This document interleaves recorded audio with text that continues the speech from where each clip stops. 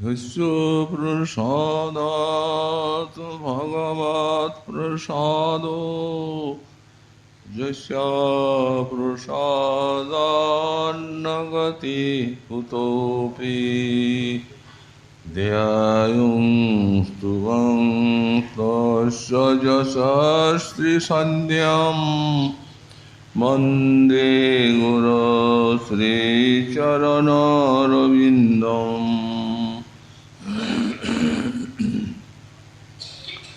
आजानुलम्बितभुजौ कनकावदातौ सङ्कीर्तनैकपितरौ कमलायताक्षौ विश्वाम्बरौ द्विजवरौ युगधर्मपालौ वन्दे जगत्प्रियकरौ करुणावतारौ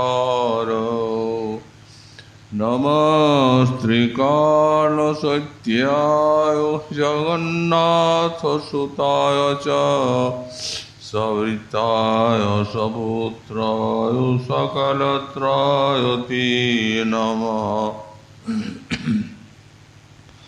बर्हापीडाभिरामं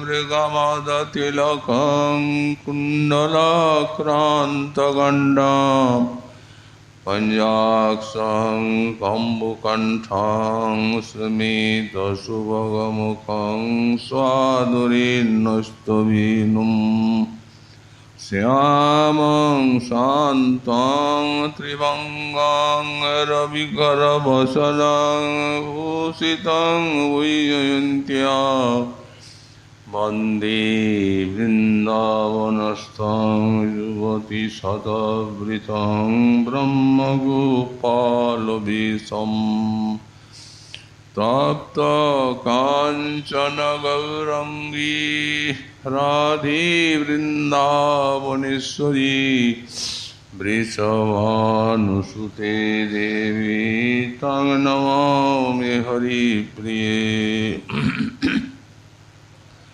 मूकं करोति वाचालं पङ्गुं लङ्घयति गिरिं यत्कृपातमहं वन्दे परमानन्दमाधवां वञ्छाकल्पतरुभ्यश्च कृपासिन्धुभ्य एव च पतितानां पावनेभ्यो वैष्णवेभ्यो नमो नमः हरिभक्ति पराजि च हरिनाम परायणा दुर्वृत्ता वा सुवृत्ता वा तेषां नित्यं नमो नमः नमः धर्माय महते नमो कृष्णाय वेदसे ब्राह्मणे नमस्कृत्य धर्मान् मोक्षे सनातनान् नारायणं नमस्कृत्य नरं चैव नरोत्तमं देवीं सरस्वतीं व्यासं ततो जयो मुदीरयेत् जय रूप सनातन भट्ट रघुनाथ श्रीजीव गोपाल भट्ट दास रघुनाथ এই ছয় গোসাইরি করে চরণ বন্দন হইতে বিঘ্ননাশ অভীষ্ট পুরাণ দুর্গমী পথিমেন্দ্রস্য স্খলৎপাদগতির্মুহু সক্রিয়জুষ্টিদানেন সন্ত সন্ত বলম বলম।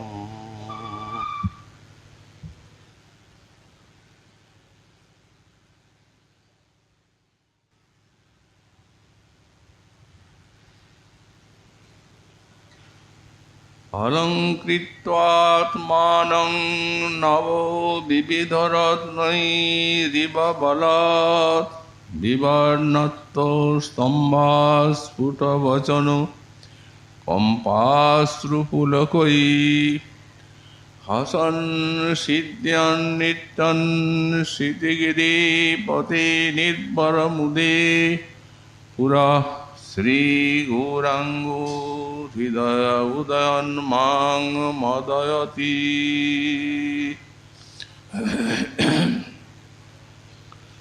কলিযুগ পাবনাবতার শ্রী শ্রী গৌরাঙ্গ মহাপ্রভুর পরম অন্তরঙ্গ পার্ষদ শ্রী শ্রী রাধা কুণ্ডাশ্রয়ী পরম পূজ্যপাদ শ্রী শ্রীল রঘুনাথ দাস গোস্বামী চরণ তাঁর শ্রী শ্রী গৌরাঙ্গ স্তবকল্পতরু স্তবে দ্বিতীয় সংখ্যক শ্লোকে শ্রী শ্রী মহাপ্রভুর সাত্বিক ভাব বর্ণনা করে আর তার স্ফূর্তিতে নিজের অনুমাদনা বর্ণনা করছেন। বললেন অলঙ্কৃতাত্মানং নব বিবিধ রত্নৈ দিব বলত বিবর্ণত্ব স্তম্ভা স্ফুট বচন কম্পাশ্রুপুলকৈ হসন সিদ্ধন নিত্যন শীতগিরি পতে নির্ভর মুদে পুর শ্রী গৌরাঙ্গ হৃদয় উদয়ন মাং মদয়তি।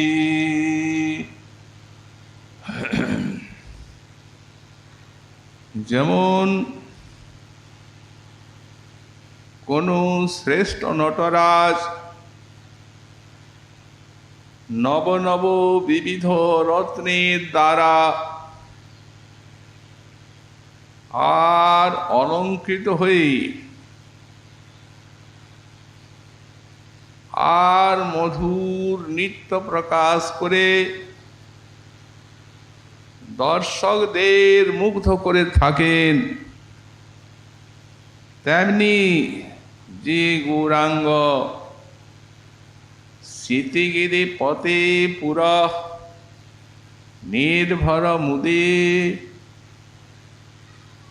নীলাচলপতি শ্রী শ্রী জগন্নাথের অগ্রে পরমানন্দে আবিষ্ট হয়ে আর বিবিধ ভাব অলঙ্কার যথা অতিশয় বিবর্ণত্ব স্তম্ভ অস্ফুট বচন অর্থাৎ গদগদ কম্প অশ্রুপুলক হাস্য সেদ নৃত্য ইত্যাদি বিবিধ ভাবভূষণে ভূষিত হয়ে আর অপূর্ব নৃত্য প্রকাশ করে রথাগ্রে লক্ষ লক্ষ দর্শকের নয়ন মনকে মুগ্ধ করে তুলেছিলেন সেই শ্রী গৌরাঙ্গদেব আমার হৃদয়ে উদিত হয়ে আমায় আনন্দোন্মত্ত করে তুলছেন। শ্রীপাদ গোস্বামী চরণ সাক্ষাৎ মহাপ্রভুর লীলা যা স্বচক্ষে দর্শন করেছেন, সেই রথাগ্রে নর্তন লীলা বর্ণনা করছেন এই শ্লোকে। রথাগ্রে নর্তন প্রভুর অতি চমৎকার। এই রথাগ্রে নর্তন লীলা অতিশয় চমৎকার, অর্থাৎ অতীব আশ্চর্যান্বিত লীলা। কেন? এর সূত্রটি হচ্ছে এই যে এই নীলাচল লীলায় প্রভুর প্রাত্যহিক নিয়ম হচ্ছে শ্রী শ্রী জগন্নাথ দর্শন। প্রাতঃস্নান আহ্নিকাদির পরেই জগন্নাথ দর্শনে প্রত্যেক দিন প্রভু গমন করে থাকেন। জগন্নাথ দর্শন করেন গরুর স্তম্ভের পিছনে থেকে, কারণ যখন বিগ্রহ দর্শন করেন মহতেরা সামনে থেকে, তখন ভক্তজন সেই মহৎগণের পিছনে থেকেই ভগবানকে দর্শন করবেন। এই মন্দিরে ঠাকুরের দর্শনের রীতি। গরুড় মহামহৎ সাক্ষাৎ ভগবানের পার্শ্বদ এবং বাহন। এই জন্য প্রভুর এটি নিয়ম ও গরুড়ের পিছনে থেকে জগন্নাথ দর্শন করেন।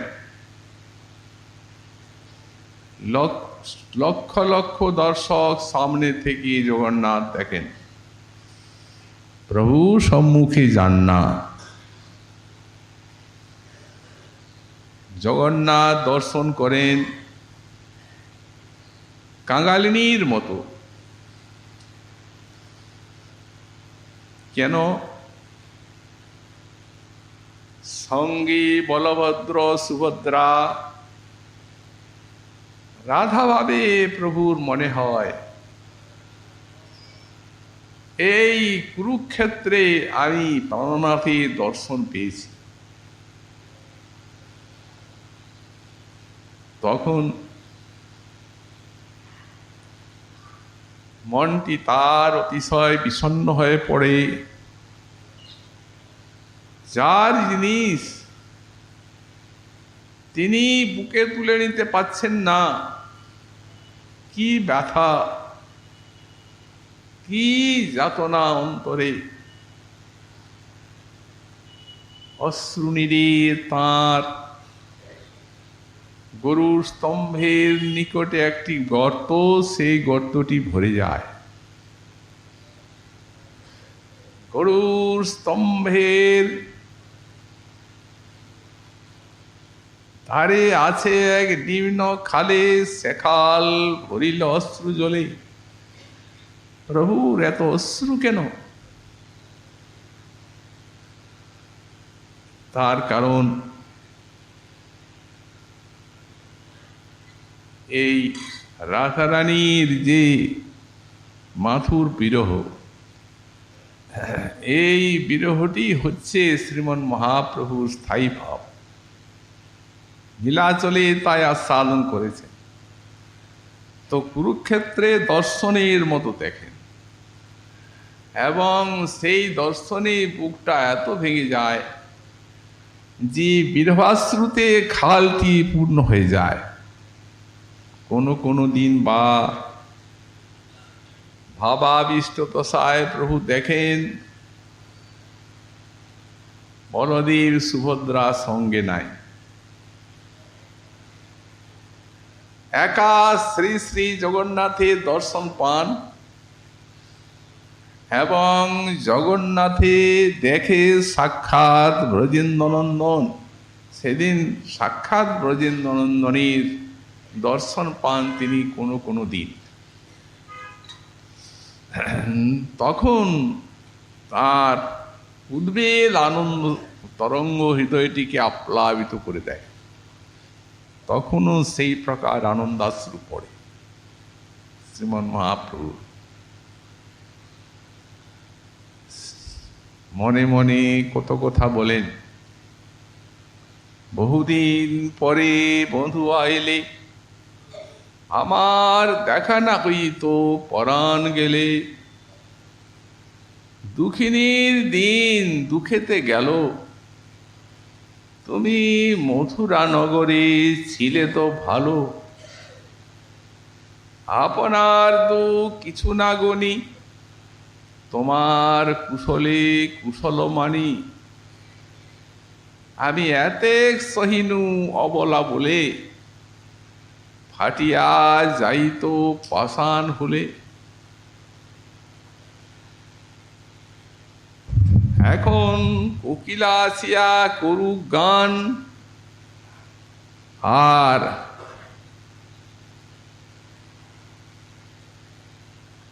মলয় পবন বুক মন্দ,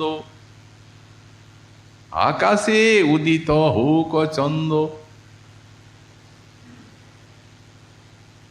যেসব উদ্দীপনের বস্তুগুলি সেই সকলগুলিকে আহ্বান করছে। এখন মলয় পবন বহুক, আকাশে চন্দ্রের উদয় হোক, আর 5 বান অবলাখ বান হুক, মলয় পবন বহু মন্দ ইত্যাদি কথা মনে মনে ভাবেন, বুকে আনন্দ নিয়ে যান সেদিন। কিন্তু এটি তো স্থায়ী নয়, তার স্থায়ী হচ্ছে সেই বিরহ ব্যথা। আবার সেই বিরহ জ্বালা হৃদয়ে ঘনীভূত হয়ে উঠে। এই প্রকার প্রাত্যহিক লীলায় এই আনন্দ আর বেদনা, এই আনন্দ বেদনার ঘাত প্রতিঘাতে বছর কেটে যায়, ফিরে আসে সেই আনন্দময় রথযাত্রার দিন। সব বঙ্গের পার্শ্বদগণ আসেন এই রথযাত্রায়, সকলকে নিয়ে প্রভুর কি আনন্দ। আর মহাভক্ত মহারাজ প্রতাপরুদ্র মহাপ্রভুর কাশী মিশ্রকে ডেকে বলেন, দেখেন আমার ভান্ডারে আর ঠাকুরের ভান্ডারে যা কিছু সব সামগ্রী আছে সেবার সব নিয়োজিত করে দিন। আমি চাই এই পর্বটি প্রভু যেন আনন্দের সহিত দর্শন করেন এবং পরমানন্দ লাভ করেন। সেই রূপেই রথ সাজানো হয়, সুমেরুর মতো রথ, কত সব রত্ন অলঙ্কার দিয়ে আর সাজানো। সেই রথযাত্রার দিনে প্রভু নৃত্য করবেন। 7টি সম্প্রদায় ভাগ করেছেন স্বয়ং, সকলকে মাল্যচন্দন নিজের হাতে পরিয়েছেন। জগন্নাথী রথের অগ্রে যার সম্প্রদায় গাইবে নাচবে, 2 দিকে 2 সম্প্রদায়, আর পেছনে 1 সম্প্রদায়। তো এই 7 সম্প্রদায়ে বাজে 14 মাদল, যার ধ্বনি শুনি বৈষ্ণব হইলা পাগল। বৈষ্ণবের ঘটা মেঘে আজ হইল বাদল, সংকীর্তনামৃত সহ বর্ষে নেত্র জল।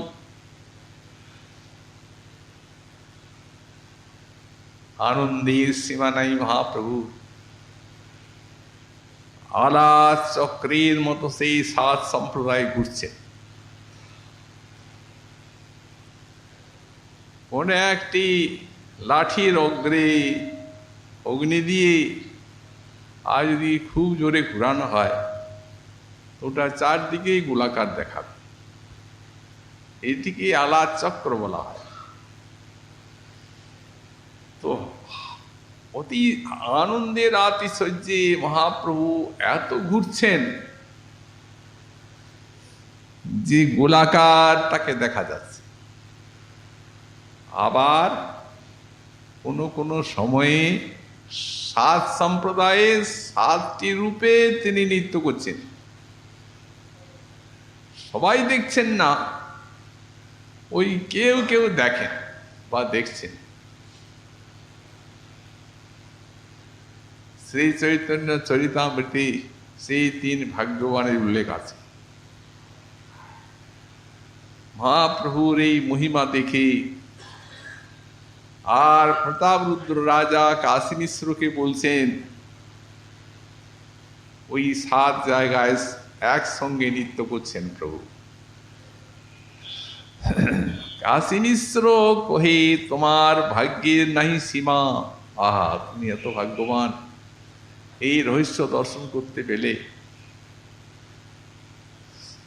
সম্মুখে না দেন দেখা, আর পরোক্ষে এত দয়া, কে বুঝিতে পারে এই চৈতন্যের মায়া? এই মায়াটাও দয়াই, মায়া অর্থে দয়া। সার্বভৌম সঙ্গে রাজা করে ঠারাঠারি, আর কেহ নাহি জানে এই চৈতন্যের চুরি। এই চুরিটি আর কেউ জানেন না। পরে লিখছেন, যার উপর কৃপায় তিনি জানেন, তিনি দেখেন।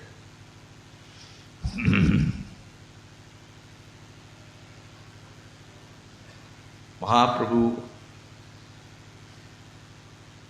যখন উদ্দণ্ড নৃত্যে তার ইচ্ছা হলো, তখন 7 সম্প্রদায়কে একত্রিত করে আর নৃত্য আরম্ভ করলেন। উদ্দণ্ড নৃত্যে প্রভুর অদ্ভুত বিকার, অদ্ভুত সাত্ত্বিক বিকার সব তাঁর শ্রীঅঙ্গে প্রকাশিত হতে লাগলো। যে অষ্ট সাত্ত্বিকের কথা এখানে বলছে কবিরাজ গোস্বামী পদের লেখনী, মধুস্রাদি বর্ণনা, মাংস ব্রণ সহ রোম বৃন্দ পুলকিত, ওই শিমুলের তরু যেন কণ্ঠকে বেষ্টিত। মাংস ব্রণ উঠে গেছে প্রত্যেক লোমকূপে, আর শিমুলের কাঁটার মতো সমস্ত শরীর। মাংস ব্রণ সহরম বৃন্দ পুলকিত, এক এক দন্তের কম্প, দেখিতে লাগে ভয়। লোকে মানে যেন দন্ত সব খসিয়া পড়য়, এমন কম্প, দাঁতগুলো ঠক ঠক করে কাঁপছে। সর্বাঙ্গে প্রশ্রেদ ছুটে, তাতে রক্তোদ্গম, জ জ গ গ, জ জ গ গ, গদগদ বচন। এই সর্বাঙ্গে প্রস্রব ছুটছে শ্বেত, আর সরভঙ্গ জগন্নাথ শব্দটি বলতে পারছেন না, জ জ গ গ, গদগদ বচন।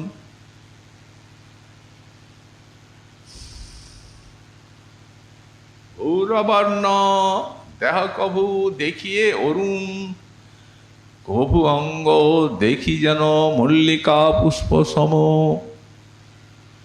কখনো বা শ্বেত অঙ্গ মল্লিকা ফুলের মতো, সেই সোনার অঙ্গ কখনো লাল অরুণে অরুণ বর্ণ, এই রূপ বৈবর্ণ।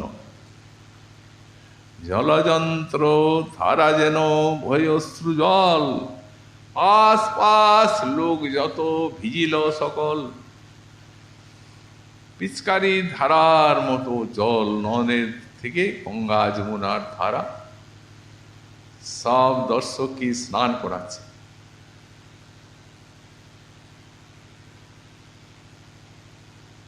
কোনো সময় বা স্তম্ভভাব এসে যায়, স্তব্ধ হন প্রভু, এবং ভূমিতে পড়য় শুষ্ক কাষ্ঠ সম হস্ত পদনা চলয়। এ হচ্ছে স্তম্ভভাব।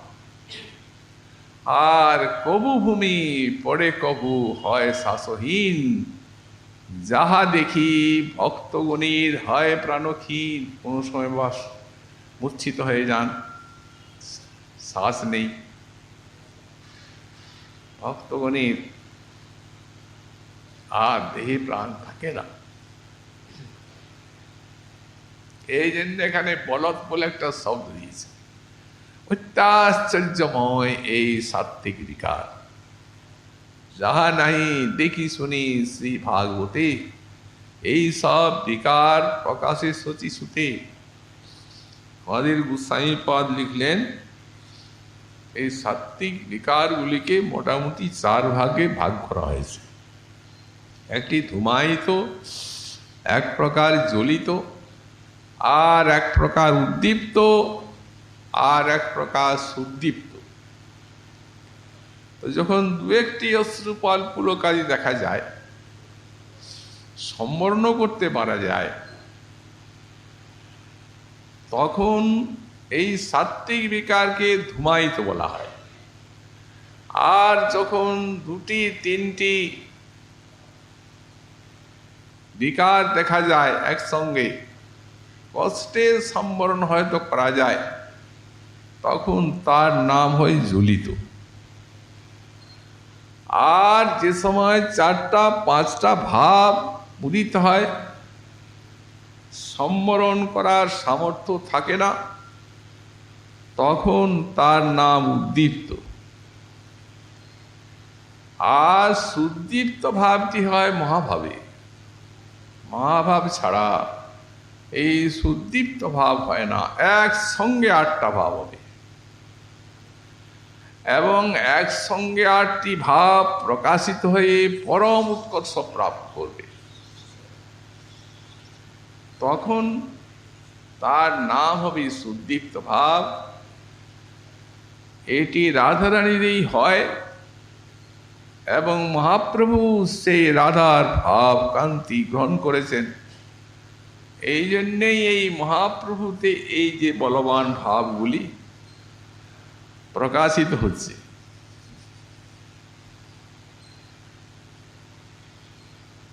প্রভুর দেহ ইক্ষু বন, গজযুদ্ধে এই বনের দলন, আর মত্ত গজ এই ভাবগণ বিশাল ভাব। যেমন কোনো একটা ইক্ষু বনে যদি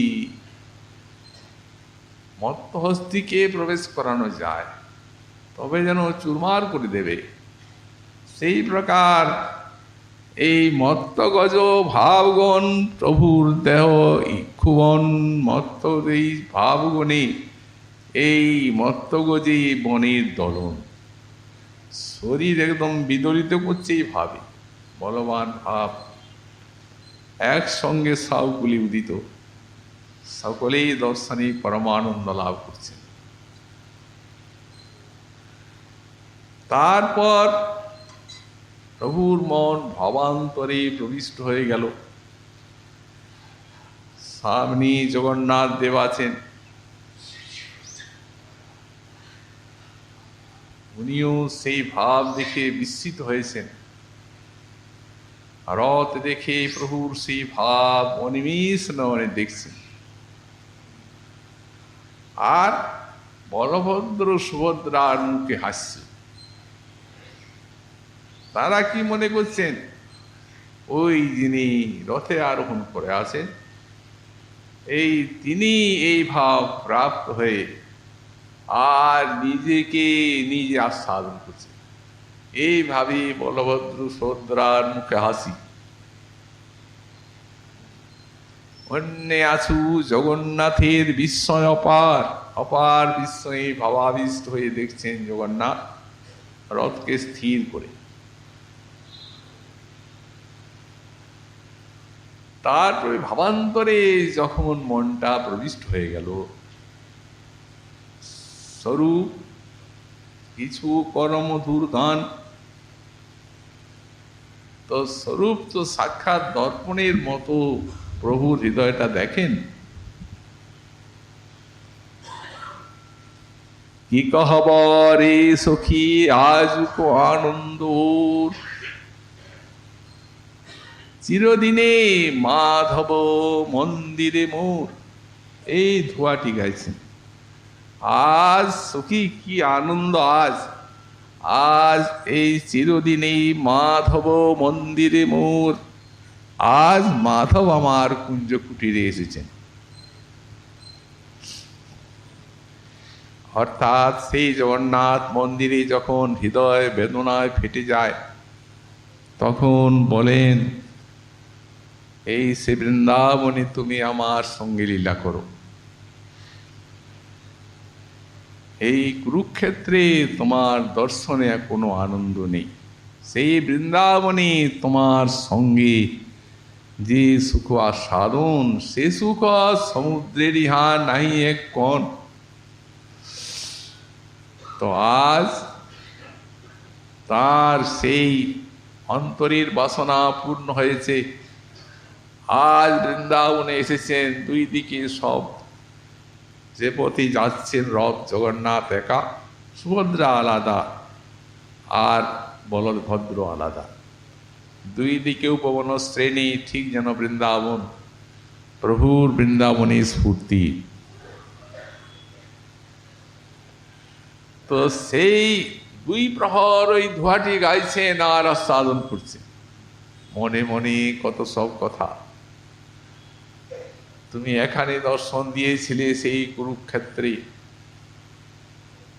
শ্বেতা হাতি ঘোড়া লোকজন ইত্যাদি, তা সেই লোকারণ্য হস্তিগজ, লোকারণ্য বন, সেই কোথায় হস্তিগজ আর লোকারণ্য জনসমাজ, আর কোথায় এই বৃন্দাবন পুষ্পারণ্য পিক ভৃঙ্গনাথ, গোপগণ কোথায়, আর রাজদেশ আর রাজাগুনি বা কোথায়? সেই যে কামনা আজ পূর্ণ হয়েছে। অতএব এই জন্যেই সেই আস্বাদনে দ্বিপ্রহর পর্যন্ত আস্বাদন করছেন ওই একটা ধোয়া, আর সেই রূপ ভাব প্রকাশিত হচ্ছে। ধীরে ধীরে ধীরে ধীরে জগন্নাথ চলেছেন, প্রভু ধীরে ধীরে নৃত্য করে করে চলেছেন রথাগ্রে। আর জগন্নাথও সেই মাধুরী আস্বাদন করে চলেছেন। কোনো সময় রথটি দাঁড় করাচ্ছেন, প্রভুকে আস্বাদন করছেন তার নৃত্য, কোনো সময় বা যাচ্ছেন।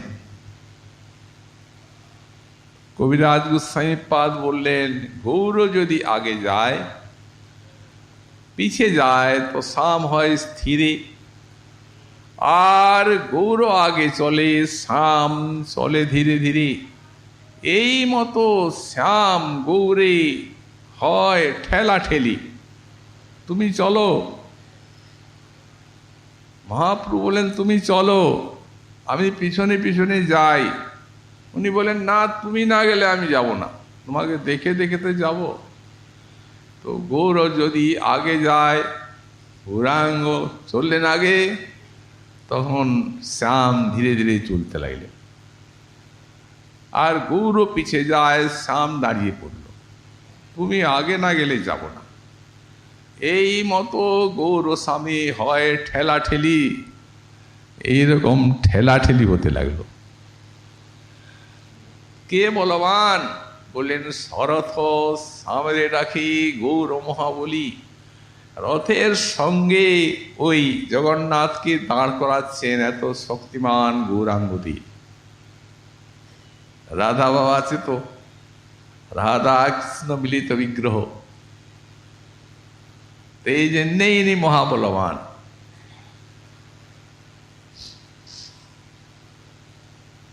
ওই রথে যেতে যেতে জগন্নাথ দেব শ্রী গৌরাঙ্গ ভাবে প্রবিষ্ট হয়ে আর হঠাৎ একটা শ্লোক পাঠ করেন, কাব্য প্রকাশের শ্লোক। য কুমার হর সৈবহি বর শৈব সে চিত্রক্ষপা স্তে জন্মিলিত মালতী সুরভয় প্রৌঢ়া কদম্বা নীলা সা চৈবাস্মি তথাপি তত্র ওই সুরত লীলাবিধৌ রেবা রোধসী বেতসী তরুতলে চেত সমুৎকণ্ঠতে। কেউ জানে না এর কি ব্যাখ্যা, কেন প্রভু এই কথা বলছেন। শ্লোকটি একটা সাধারণ নায়িকার উক্তি, কাব্য প্রকাশের শ্লোক। নায়িকাটি বলছেন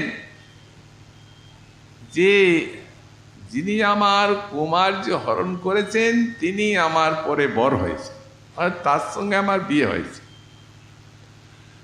যখন আমাদের প্রথম মিলন হয় বিবাহের পূর্বে, তখন সেটি রেবা নদীর কূল, নির্জন স্থান, ওই শীতল সুগন্ধিত বাতাস বইছিল, আর বেতসী তরুতলে আমাদের মিলন হয়েছিল। বললেন সেই আমি আছি, সেই রেবা নদীর কূল, সেই সবই আছে, বাতাসও বইছে, কিন্তু তথাপি সেই রেবা নদীর কূলে সেই সময়টি আমার অন্তরে আকাঙ্ক্ষা করছে। সেই তুমি, সেই আমি, সেই নবসঙ্গম। তথাপি আমার মন চাহে বৃন্দাবন, বৃন্দাবনে উদয় করা হো আপন চরণ। এইভাবে শ্লোকটি পাঠ করেছে। শ্রী রূপ গোস্বামী পাদ গেলেন, শ্লোকটি শুনলেন, আর সেই শ্লোকের অনুবাদ করলেন। স্বয়ং কৃষ্ণ কুরুক্ষেত্র মিলিত তথা ঈশারাধা তদিদম ভয় সঙ্গম সুখম তথা পন্ত খেলন মধুর মুরলী পঞ্চমজুষে মনোমে কালিন্দী পুলিন বিপিনায় স্পৃহয়তি। তালমতায় শ্লোকটা লিখলেন, লিখে ওই হরিদাসের কুটিরের স্থিতি ওই চালে গুঁজে রাখলেন, আর সমুদ্র স্নান করতে গেলেন। ঠিক সেই সময়ে মহাপ্রভু এসে গেছেন হরিদাস রূপের দর্শনে। দেখছেন একটা কি লেখা আছে, একটা কাগজ, তাল পাতা নিলেন হাতে, পড়ছে, পড়ে আবিষ্ট হয়ে আছে। নিত্যাবসরে স্নান করে রূপ এলেন, যখন দেখলেন প্রভু বসে আছেন, দণ্ডবোধ করেছেন, তখন চাপড় মেরে পিঠে বলছেন, আমার মনের কথা তুই জানিলি কেমনে? আমার মনের কথা কেউ জানে না, তুই কি করে জানলি? স্বরূপকে প্রশ্ন করেন প্রভু, যে স্বরূপ আমার মনের কথা, এই রূপ কি করে মনের কথা জানলো? স্বরূপ কহেন, জানি কৃপা করিয়াছ আপনি, তোমার কৃপা বিনু নহে তোমার হৃদয়ের অনুবাদ। অতএব তোমার কৃপাতেই ও জেনেছে। এই শ্লোকটি পাঠ করে স্বরূপ তার কাছে কিছু শুনতে চান, তখন বন জেনেছি স্বরূপ, সেই কুরুক্ষেত্রে রাধারানীর উক্তি, সেই ভাগবতী শ্লোক পাঠ করে।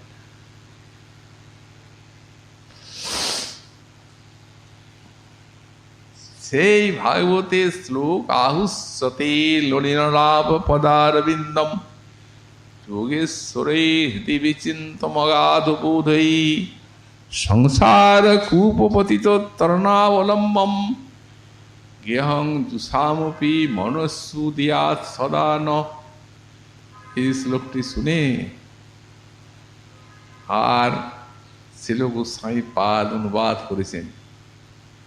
এটি শ্রী রাধারানী বলেছেন সেই কুরুক্ষেত্রে গোবিন্দকে।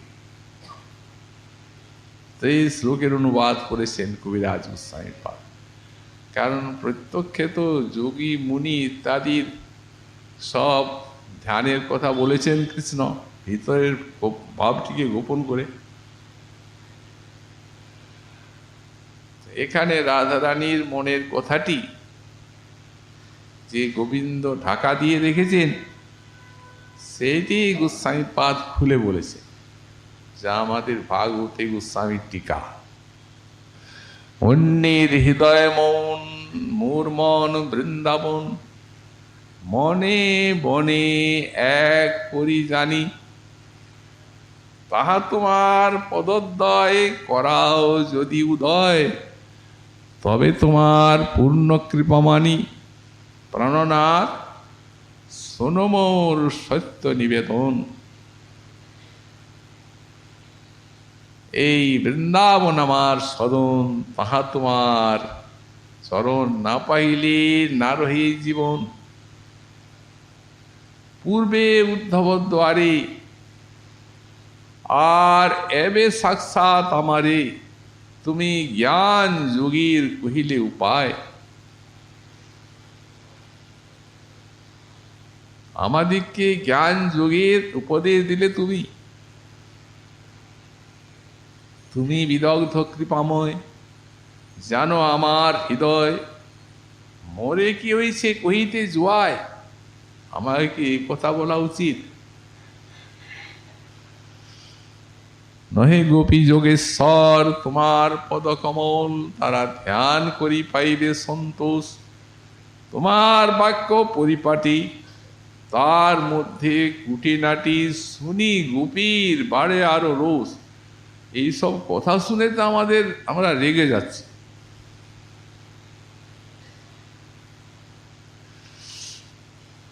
তো সুতরাং তুমি আমাদিগকে এরূপ উপদেশ করছো। তোমার যে অন্য দেশ, অন্য সঙ্গ, অন্য বেশ, এ ব্রজজনী কহু নাহি ভয়। তারা ব্রজভূমি ছাড়িতে নারে, আর তোমা না দেখিলে মরে। তো বলো ব্রজজনের কি হবে উপায়? ব্রজজনের উপায় কি হবে? তোমাকে না দেখলে মরে যায়, আর ব্রজজনী ছাড়তেও পারে না। আশ্চর্য! তুমি সেই বৃন্দাবন কি করে ভুললে? সেই বৃন্দাবন তুমি যে ভুললে, এই আমাদের আশ্চর্য লাগে। অতএব সেই বৃন্দাবনে তুমি আমাকে নিয়ে পুনরায় বিলাস করো, তবে তো মনে তোমাকে লাভ করে মন দেহ ধন্য হয়। শুনিয়া রাধিকা বাণী ব্রজপ্রেম মনে আনি, ভাবে ব্যাকুলিত হইল মন। কৃষ্ণের মনটি ব্যাকুলিত হলো। আপনাকে ঋণী মানি, আর করে কৃষ্ণ তাঁর আশ্বাসন। প্রাণপ্রিয়ে শোনো মোর সত্য বচন, তোমা সবার স্মরণে ঝুরমুই রাত্রি দিনে, মোর দুঃখ জানে কোনজন। এই সমস্ত রহস্য কথা আমাদের গোস্বামীপাদ বৃহৎ ভাগবতামৃতে সুন্দর রূপে বর্ণনা করেছে। এই যে বলছেন তোমার সবার স্মরণে ঝুরমুই রাত্রি দিনে, মোর দুঃখ জানে কোনজন। ব্রজে যে সব ব্রজজন, মাতা পিতা বন্ধুগণ, সবে মোর হয় প্রাণসম। তার মধ্যে গোপীগণ, সাক্ষাৎ আমার জীবন, আর তুমি মোর জীবনের জীবন। কিন্তু আমার দুর্দৈব যে তোমা সভা ছাড়াইয়া আমা দূর দেশে লইয়া রাখিয়াছে দুর্দৈব প্রবল। এই ভগবানের উপরে দৈবের কোনো হাত নেই। অতএব এইটি হচ্ছে ভগবানের লীলা শক্তির বৈভব। এ না হলে তো ব্রজরসী চমৎকারিতাই প্রকাশ পায় না। কারণ এই বিরহই হচ্ছে ব্রজরসকে এতখানি সমৃদ্ধি করার একমাত্র উপায়। যেমন কোনো স্বচ্ছন্দে কোনো হাতি থাকে, কোনো বাধা নেই, স্বচ্ছন্দে বিচরণ করছে, তার দেহে কত শক্তি তা তো জানার উপায় থাকে না। কিন্তু যদি শৃঙ্খলে আবদ্ধ হয়, আর সেই শৃঙ্খলটা ছিন্ন করার জন্য যদি গা ঝাড়া দেয়, যত শক্তি, সেই তখন তার শক্তিতে দেখা যায়, তখন তার বলের পরীক্ষা দেখা যায়, তার শক্তির প্রভাব। তো তেমনি বিরহ শৃঙ্খলে আবদ্ধ করায় এই ব্রজগোপীর প্রেম যেভাবে ব্যক্ত হয়েছে, এবং উদ্ধবাদী মনীষীগণ তার মহামহিমা কীর্তন করেছেন। তো ভাগবতী স্বর্ণাক্ষরে লিখিত আছে। তো সুতরাং রাখিতে তোমার জীবন, সেবি আমি নারায়ণ, তার শক্তে আছি নীতি নীতি। তোমার সনে ক্রীড়া করি আর নিত্য যাই যদুপুরী, তাহা তুমি মানব স্ফূর্তি। দেখো, আমি রোজই বৃন্দাবনে আসি, নিজের শক্তিতে নয়, আমি নারায়ণের সেবা করি এই জন্য। এবং তার শক্তি আসি নীতি নীতি, তোমার সঙ্গে ক্রীড়া করি, নিত্য যদুপুরী যাই, সেইখানে তুমি স্ফূর্তি বলে মানো। অতএব বিরহ আরো বেড়ে যায়। তো সুতরাং বেশি দেরি নয়, সামান্য কিছু শত্রু অবশেষ আছে, তাদেরকে মেরে বৃন্দাবনে আইলাম আমি, জানি হ নিশ্চয়। একটা শ্লোক পড়ে শোনালেন, মই ভক্তিরিভূতানাম অমৃতত্বায় কল্পতে, দিষ্টা যদা চিন্মৎ স্নেহ ভবতীনাং মদাপন। অর্থাৎ এই যে ভক্তি, ভূতানাং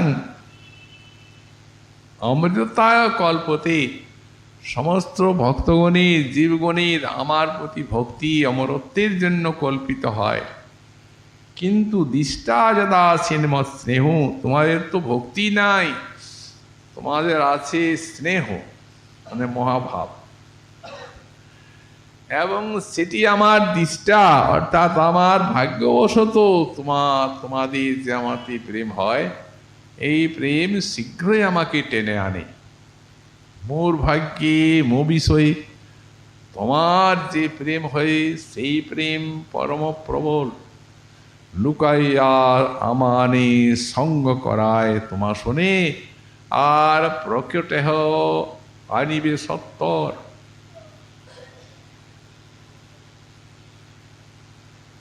সেই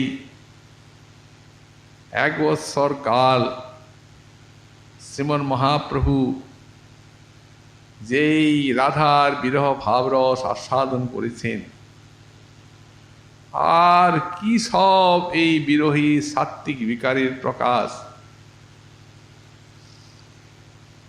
এক্ষণে এই রথযাত্রার দিনে একা জগন্নাথকে পেয়ে আর স্বরূপের সঙ্গে এই সব রসমাধুরী আস্বাদন করেন মহাপ্রভু। আর এই আনন্দেই প্রভু এরূপ নৃত্য করেন। আর সেই আনন্দ নৃত্যেতেই তার এরূপ সাত্ত্বিক বিকারের প্রকর্ষগুলি হয়। এই জন্যে এখানে লিখছেন যে শীতগিরিপতে পুরো, এই যে শীতগিরি আর শীতগিরি অর্থাৎ এই নীলাচলপতি, নীলাচল পর্বতের প্রতি, এই তার নিকটে থেকে এইরূপ হাসছেন, হসন সিদ্ধন নিত্যন নির্ভর মুদে, বিশাল বিপুল আনন্দের উদ্রেকে এইরূপ হাসছেন ইত্যাদি পড়ে গড়াগড়ি দিচ্ছেন। সাত্ত্বিক ভাব, এই সমস্ত অনুভাবগুলি প্রকাশিত হচ্ছে চরমভাবে। শ্রীপাদ রঘুনাথের সমস্ত তাঁর সচক্ষে দৃষ্ট লীলা, এখন লীলার সহিত লীলাময় রঘুনাথের হৃদয়ে সাক্ষাৎ স্ফূর্তি প্রাপ্ত হয়েছেন। স্ফূর্তিতে দর্শন করে সেই ভগবানকে আর এই তাঁর মধুর লীলা, চিত্তটি আনন্দে উন্মাদিত হয়েছে। তাই বললেন, সেই শ্রী গৌরাঙ্গ হৃদয় উদান মাং মদয়তী শ্রী গৌরাঙ্গদেব আমার হৃদয়ে উদিত হয়ে আর আমাকে আনন্দিত করে তুলছেন। তারপরে পরবর্তী শ্লোকও সেই সাত্ত্বিক বিকারের কথাই বলেছেন, ওটা আলাদা পৃথক বলেছেন, ওই জলযন্ত্র ধারা। এখানে যে কম্পাশ্রু শব্দটি দিয়েছেন, এখানে কম্পাশ্রু পুলক আছে, কিন্তু এই যে জলযন্ত্র ধারার মতো অশ্রু তা তো বলেন নাই।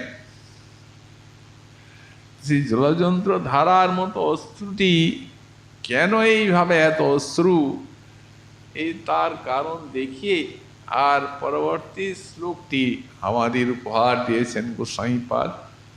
তার কৃপা হলে আগামীকাল আবার আমরা সেই রস আস্বাদন করব। আজকে আমাদের ভাগবতী কথা